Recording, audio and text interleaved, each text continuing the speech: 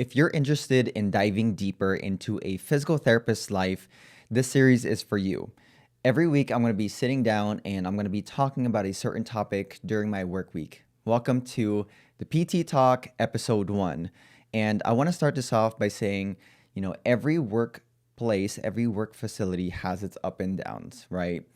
Physical therapy is really highly ranked when it comes to top jobs in America, and it is highly fulfilling, very rewarding, and very fun. However, there are a lot of things that are talked about behind the scenes that's not in front of the patient, obviously because of professionalism and you want to build patient rapport. I want this space to be really a space for me to talk about the things that I talk about behind the scenes, but also a space for myself and you to have some sort of dialogue back and forth on, hey, this is what I experience. And, maybe we can bounce ideas back and forth on how to really improve ourselves as therapists, whether you're a physical therapist, occupational therapist, speech therapist, or you're not even in the medical field at all. I want to talk about certain topics throughout the week, and I think this is the perfect space for it.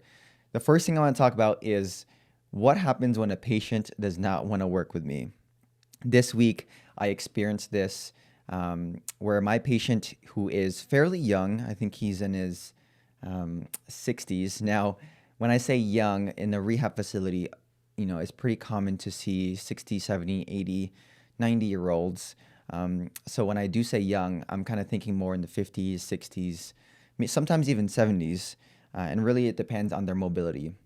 But I have someone in their 60s coming in where they were ran over and they got their leg ran over, right? So it's pretty traumatizing. This person had a fracture and they come in with a knee immobilizer.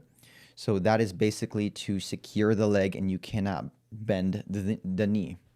This patient also came in with non-weight bearing precautions. Now, what that means is that you cannot put weight on a specific limb. In this case, the leg that patient got ran over, he cannot put it on the ground at all, right? So when you're walking, you got to lift it up. When you're going from the chair to the bed, bed to the chair, chair to the toilet, any transfer, he has to lift it off the ground. Now, initially, this patient was fairly nice. And the first thing I always do when I am doing an evaluation on a patient is to build patient rapport. So I'm asking them how they are, how they're doing, where they're from, and all those things. As we went on to our evaluation, the more I ask of this patient, the more aggravated he gets and the more closed off he gets. However, it's my job as a physical therapist to really understand what the home is like, what were they like before they came to the hospital, which family or friends are in town or who can help, the whole deal. This is considered as discharge planning. The moment someone comes to our unit, I'm already thinking about how they're going to get home, if their home is safe, and letting them know that they only have a few weeks in the hospital before we send them home. Now, this patient is highly variable in his behavior. There are moments when he is very lively and he will talk to you.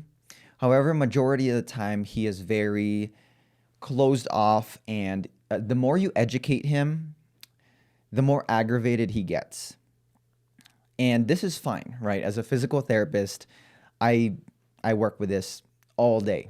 People want to work, people don't want to work. People want to be in the hospital because they may not have a safe home environment and they actually they like staying in the hospital. And sometimes they want to get out of the hospital as soon as possible. Now, mind you, this patient, there are two routes to discharge. This patient either has to leave in a wheelchair dependent mobility, meaning that he has to get around via a wheelchair, or he walks. Now, there's a gray area in between, but essentially, this patient goes home in a wheelchair, or this patient starts to walk and goes home walking, right? Goes about his daily things, grocery stores, doctor's appointments. He's retired, so he's not going to work. Where this patient starts to become a difficulty in terms of my ability to help him is that he doesn't want to leave the hospital with a wheelchair, but he also does not want to walk.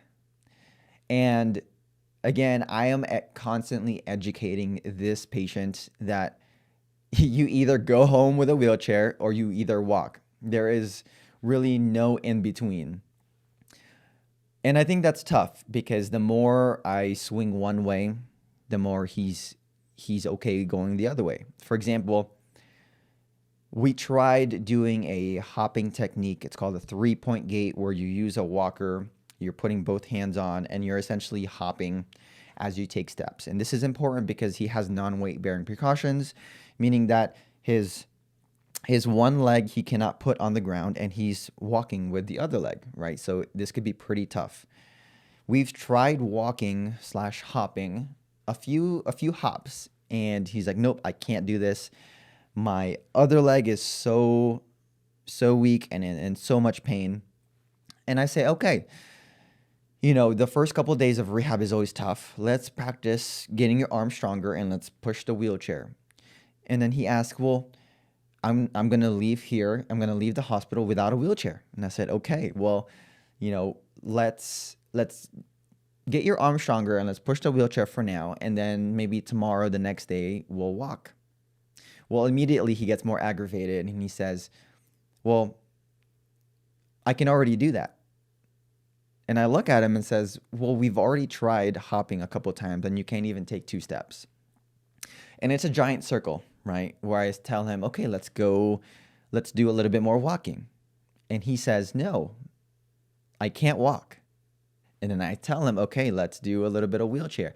And it's a giant circle. And at this point, as a physical therapist, I have to stay composed and I have to stay calm. I'm always educating every single day. And I think that's the tough part, where I go to school as a physical therapist to help people. However, in the hospital, there are many people that don't want to be helped, whether it's because they don't know that they need help or they can't accept that they need help. In this case, it's a little bit of a few things, right? There are behavioral issues with this patient where it's kind of an image thing for him, where he doesn't want to leave the hospital and go into community in a wheelchair, or he doesn't want to be seen in a walker. It's also kind of cognitively, he has poor insight on his condition, poor insight on safety. Now, this is the part that's always tough for me, because I always have the patient's best interest in terms of their healing process and their ability to be safe. But there's just sometimes when you get to a point that I can only say so much and I can only do so much for patients, but they have to also meet me in the middle, right? I can't do everything for them, because as soon as they go home in a couple of weeks, they don't have me. They don't have the other physical therapists, other PTAs, other occupational therapists that see them every single day. And so it is just our job to make sure that they're educated. And I always say, hey, whatever effort that you put into here in the hospital, it's going to translate to going home. Now, if you want to go home without the wheelchair, without the walker, great. I think those are great goals, but let's actually make steps towards that and let's take action into that. When a patient doesn't want to do anything, then it's a lose-lose situation, because they don't want to work with the therapists, and the therapist can't get anything out of the patient. Now, I think this series is going to be great because we can kind of peel the onion of what rehab is, what physical therapy is, all the nuances of going home versus going to a skilled nursing facility versus going to a group home. But I just wanted to kind of introduce this idea that not everybody wants to get better the way you think they do. Whether you are a physical therapist, a doctor, you are an EMT, we all have one goal in mind, and it's that we're trying to get people better, right? Physically, mentally, emotionally. But oftentimes, they're very self-limiting and they don't have the insight for their condition, for their safety. Sometimes they understand this and sometimes they don't. And when they don't understand it, I think that's completely fine.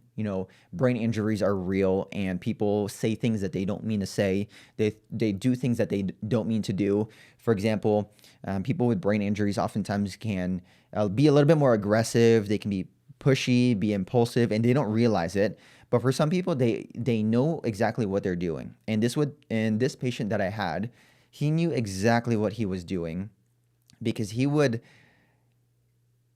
be aggravated for 1 second, and then the next he'd be like, "Oh, I'm just joking with you. Like I know exactly what I'm supposed to do, what I need to do." And then it's a giant circle of trying to talk to a patient with encouragement, with motivation, with positivity, but they're playing games with you.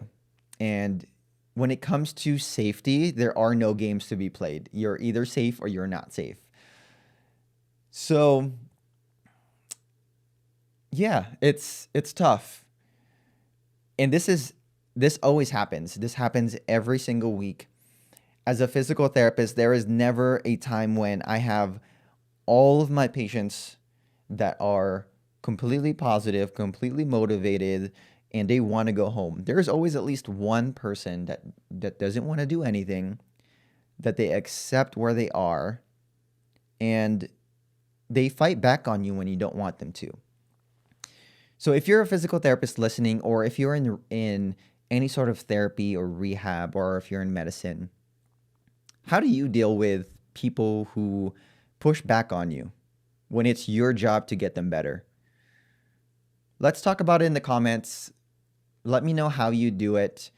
I know everybody has their way of staying calm and staying composed. I definitely do. And I know that I need to work on this. When I get to a point where I don't want to talk to the patient anymore, because the less talking I do, the better they are. And the less I'm in the room with them, the better they are.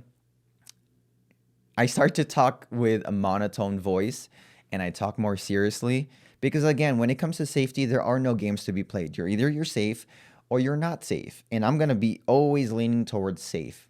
And when someone's safety is at stake, and for this patient, he had a non-weight bearing precaution, but whenever he would sit up, stand up, get to the bathroom, he would always put his foot down. And I'm always telling him, hey, if you keep putting your foot down, your bone's not going to heal and you're going to be in a lot more pain. And this is just going to be a pain cycle for you, where the more you move, the more you're in pain. And the more you're in pain, the less you want to move. But the less you want to move, the more likely you are to be in pain and your muscles grow weaker. And it's a cycle, right? And some people don't understand the cycle, but as a physical therapist, I'm there to break that cycle. I want you to move. I want you to be in less pain, and I want you to go about your day, your prior level of function, as we say, before you got to the hospital. So let me know how you do it. There are times when I am really good about this, and there are times when, I have to kind of go to my coworkers and ask for advice on how to deal with these types of behaviors. But that concludes PT Talk episode 1. Every week I'm going to be sitting down, most likely in this chair, and talking about something that happened in my week, positive, neutral, or negative. And hopefully this inspires people, whether you're a pre-physical therapy, a physical therapy student, you're a PT or not, to really take the time out of the week to really evaluate how you are as a person and how you are as a therapist or a worker, because we can be so stressed throughout the week, and then when it's our weekend, we shut down completely and we just think about other stuff. And then we go back again to work without really realizing, hey, I think I should have done that better, or wow, I did that really well, and I need to keep doing that. So thanks for listening in, and I'll see you next week for the second episode of this series, the PT Talk.